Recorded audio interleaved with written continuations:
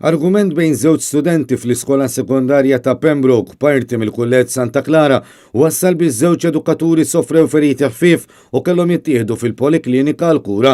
L-argument bejn iż-żewġ studenti beda l-ħabta tal-11 ta' filgħodu u għal xi raġuni matul weġġew ukoll iż-żewġ edukaturi li aktar xippruvaw iferquhom. L-amministrazzjoni tal-iskola sejħet għall-ġenituri tal-istudenti iżda x'ħin il-ġenitur u qraba ta' wieħed mill-istudenti waslu fl-iskola, is-sitwazzjoni komplet teskala. Fi sqarrija l-Ministeru tal-Edukazzjoni qal li qed isegwi mill-qrib dak li seħħ din l-iskola pubblika għalkemm ftit li xejn ta' informazzjoni dwar ġara, bħalma lanqas ma inkluda d-dettall li żewġ edukaturi sofrew xi feriti. Dan fid-dawl tal-fatt li x-xahar li għadda il-Ministru tal-Edukazzjoni Javier Bartolo stqar ma' Net News li l-Gvern mhux se jkunlu possibbli isid uffiċjali jew sistemi ta' sigurtà fl-iskejjel kollha f'sena sħiħa.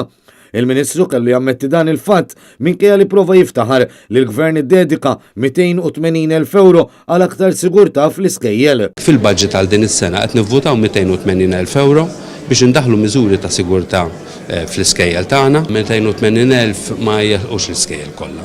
Kienet l-Unjen tal-Għalliema l-MUT li fil-ġimgħat li għaddew appellat lill gvern biex jiżdiedu l-mezzi kollha possibbli tas-sigurtà ħalli jkunu evitati kwalunkwe forma ta' vjolenza.